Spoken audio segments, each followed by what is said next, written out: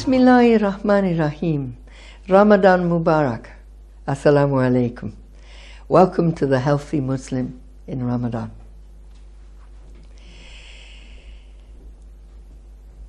Ethics are essential to the physician and to the practice of medicine. Why? Because for the individual human, the right to life must be enshrined in moral principle. And the right to life incorporates the right to health. There are other rights, the right to freedom, the right to all sorts of other things, education, so on. But the right to health is something that is the first rung of any understanding between the physician and the patient, and between any governance, whether it's from government, from insurance, from families supporting an individual, however that treatment gets applied, the right is there. We're in an advanced stage of civilization. In the time of the Jahiliyyah, people were treated. They didn't have much medicine, but they did treat patients. As long as man has been known, treatment, the need to take medicine, has been part of core development. But in all religions, medicine and healing has been free because it's been seen as a human right, an essential right, a spiritual right. And the healer has been seen to be doing something that is within the will of the Creator, to cherish his creation. The relationship between the physician and the patient, therefore, must encompass that right to health and right to treatment. But the treatment mustn't be an imposed value system. It must understand the value system of the person being treated. Remember the way I was describing to you how the Islamic physician at the time of the Prophet would examine a patient. Before he got on to symptoms and signs, he would go into detail about the culture, the circumstance, the genetics, the background. All of these things would be seen as a totality. Physicians today are told to respect the religious beliefs, the cultural beliefs, the racial understanding, and the sexuality of their patient. Respect meaning tolerate. There's a difference between toleration and understanding. And sadly, I don't think that the understanding is represented at all in today's medicine, because we deal with symptoms and signs. We don't spend the time to know the individual in front of us. This is important because for many people from different backgrounds, different educational backgrounds, different cultural understandings, the world of modern medicine is an alien world. It is not your gardens with lute music and massage and perfume and that were described, I was describing at the time of the Islamic Renaissance. They are anonymous, horrible, modern palaces with ladies with clipboards who only identify you as a number, who absolutely do not know you as a human personality, but as a representation, a walking or wheeling representation of an illness. She's the asthmatic. No, I'm not. I'm a person. The ethics of our understanding of the patient has been lost. In the ethics of medicine, we must pay attention to the cultural understanding of the investigations we're doing, of the fear the patient might have, and how do they give consent to the procedures we're suggesting when they are terrified. Communication has to come from understanding where that patient, that individual is coming from, with love. Otherwise, the patient will accept the treatment in terror and will have side effects which come from, if you like, their own fantasy of the harm which inevitably has been done to them. We have a wonderful medicine called placebo, which is if you think something's going to do you good, a whole amazing amount of neurophysiological responses happen, and believe it or not, it does do you good. And this is very complicated in testing drugs, because 50% of the people will say that the placebo, oh, it was great, oh, it gave me a headache. So people who said it was great believed it would help them.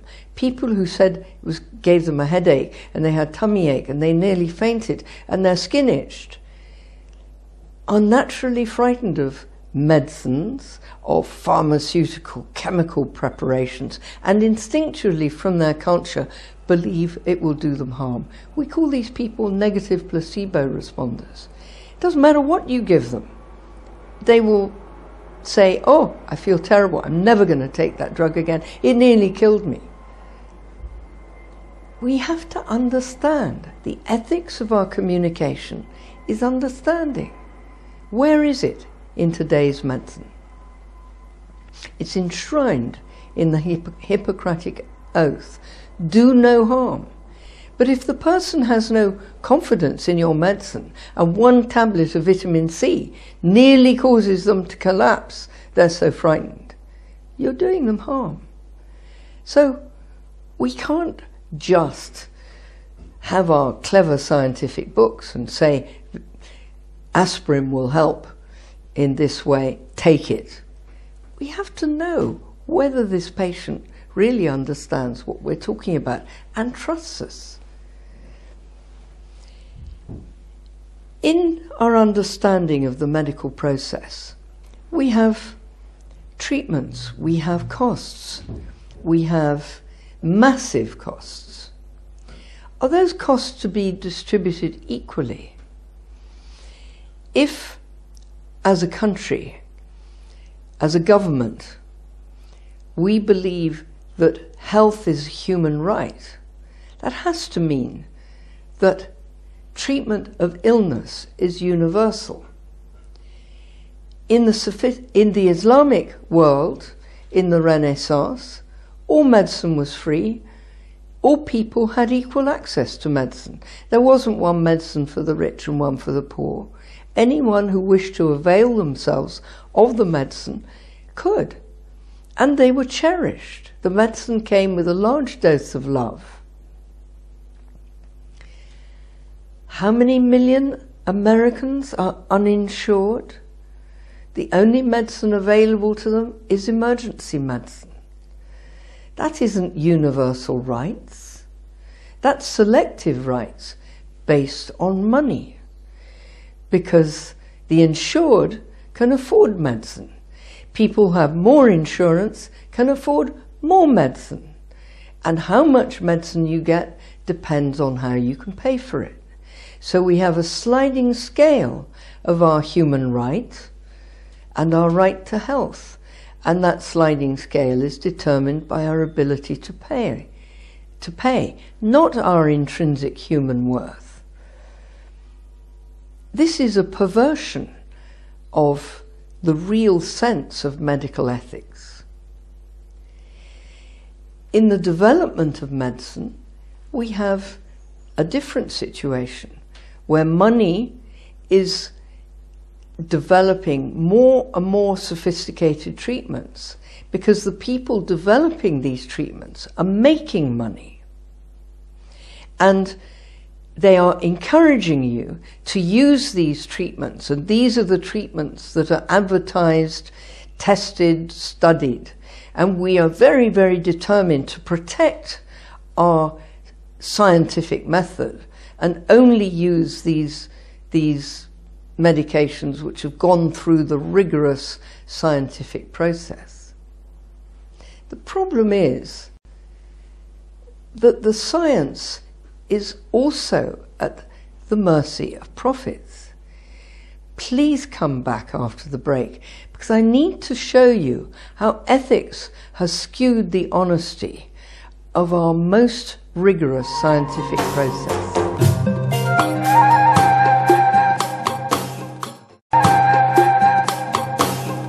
So we trust these incredibly important and clever scientists who rigorously test everything that is given to us and give us statements of the expensive trials that have been done to prove the science of what they're giving us. These trials, by the way, to get a medicine to market now, costs at a minimum for your earliest provisional trials, which is what we call phase 1. Trials of phase 1, 2 and 3. Phase 1 is £10 million. The problem is that there are medicines out there, Islamic medicines, herbal medicines, traditional medicines, as well as medicines which have been around a long time and therefore no longer come under a patent clause. These medicines can't be tested because nobody will be able to make a profit out of them, so they're not going to pay the 10 million to find whether it works. In cancer, there's a major inflammatory element. Aspirin, a pot of 100 aspirin costs what? 50p? Aspirin is a powerful anti-inflammatory. Nobody's going to test it in cancer, but somebody a bit clever thought, well, people with rheumatism, some of them take aspirin in big doses, and people with heart disease and hypertension, some of them take aspirin. So let's go through the computer, let's look at the rheumatoid patients taking aspirin, let's look at the hypertensive taking aspirin, and if those people get cancer, let's compare them with the people with the same cancer who are not taking aspirin. Surprise, surprise, aspirin works. Aspirin works every bit as well as some of the medicines which will cost 1,000, 5,000, 50,000 a year, the profit of which for the pharmaceutical companies is enormous. Why isn't your doctor prescribing you aspirin? Because he can't. Because he has no scientific information and it hasn't been tested. So in this situation, the ethics of scientific information is being skewed by the profit motive. They're no longer looking for the truth of what will help you. They're looking for what will help the pharmaceutical industry. Many people take herbal remedies with great benefit. We know this because the 15 million uninsured Americans have to take something. There was a very interesting study done in America recently, not by people who care about the health of the elderly. The study was on 65,000 American centenarians. Who cares about 100-year-old people in America? Nobody. This was commissioned by the insurance companies because they wanted to know what was it about these people that lived to be 100 that were very cheap.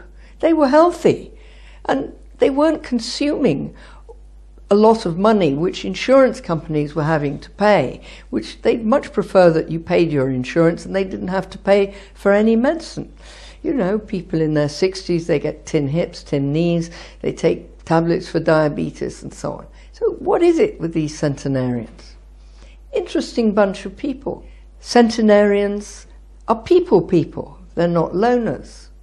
They don't live in cities, they live in the town. That was known by the Muslim physicians. Ibn Khaldun observed that. So we're reinventing the wheel again. These are people who worked. They enjoyed work. Only 5% gave up work at 65. 5% were in paid work at 100. Alhamdulillah. These were people who had survived disasters. They were a cup half full people, not a cup half empty. They accepted change, they moved on. But what was their attitude to their health? They ate well. They ate 3 meals a day, they were neither fat nor thin, they didn't smoke, they didn't drink alcohol. They didn't follow faddy diets. They ate very different things, but they ate in measure of what was around them. They didn't believe much in doctors. One person said, "When I was 6, I was kicked by a horse and the doctor said I would die. Well, the doctor died and the horse died and I'm still here." So they listened to the doctors, but they didn't necessarily believe them. What medicine did they take? Herbal medicine. They went to doctors for bone setting and if they needed surgery for some major condition. But for the ordinary things in life, they didn't go to a doctor. I think that study has been buried. I think very few people now know about it because the wisdom contained in it is very embarrassing. I'm sad that the ethics of the medical profession is driving it unconsciously away from the natural fitra of man with the right to determine his own role in life and the right to health, the right to have treatment for his illness. We're looking at the wrong things. We're measuring without meaning, full of sense and empty of meaning. We're really seriously in trouble. And the conscious person in Ramadan, fasting, learning about their body, must think deeply about the moral values that are engaged when they go to their doctor. Trust your instincts. Stand up against this mighty machine of the clipboard and the anonymous number and the instruction to take a medicine that you don't understand. Get a doctor who engages with you, who understands you, who treats you as a real person and who understands your moral dimension. Of course there are serious issues involving other aspects of medical ethics, the ethics of end-of-life care, the ethics of transplantation, the ethics of artificial fertilization. Many of these things are enshrined in religion because we have religious authorities working very closely with doctors, looking very deeply at what is actually involved. And some of the answers are quite interesting, and I'm quite happy to see how our ulama, our advisors, are actually quite clever and scientific and are on message about what is happening. But the totality of the true understanding of the human being in Tawheed, the human between spirit, mind and body, and the ethics of the totality of the understanding of that principle, that is being lost in medicine today. The driving force is money. The driving force is an obscuration of the truth when it comes to what is really happening in your treatment in hospital. For those of you who live alone, I urge you to get friends, to get people who will be with you when you're sick, who will be with you when you go to the doctor, to hear what the doctor is saying and to be on your side when you're trying to understand the decisions you must make. the ethics of medicine is its moral dimension. If your doctor is simply ordering you to have an operation without explaining its side effects, its dangers, its consequences, and says, well, we'll put you on the waiting list and your GP can explain it to you. No, he can't. Your GP doesn't know anything about it. We've got a moral maze going on here in which the real communication between the healer and the patient is being eroded by computers. People go online to find out what it was the doctor was talking about. They shouldn't have to get the interpretation of a computer. They should know that the doctor is clear in his explanations and understanding. This is the ethics of medicine. This is the value of where you are. I was thrown out of the National Health Service because I refused to allow the hospital to refuse treatment for a baby because of budgetary reasons. I knew this baby would die without a pacemaker. Pacemaker only costs £500. The hospital, a good teaching hospital in London, had put the baby on a waiting list of 6 months. They knew my recommendation. They knew the facts. They said, no, we're not going to treat her. I made sure the baby got treatment. In the process, I got sacked. I was ethical. I put the needs of the patient before my career, and I have absolutely never regretted it. You will find yourselves in moral dilemmas. You'll feel alone. Allah is with you. Allah will guide you. If you don't understand who Allah is, the truth will guide you. Instinct that what matters as a physician, the only thing that matters is the good for the patient. I hope all of you have physicians who have that moral value. Assalamu alaikum.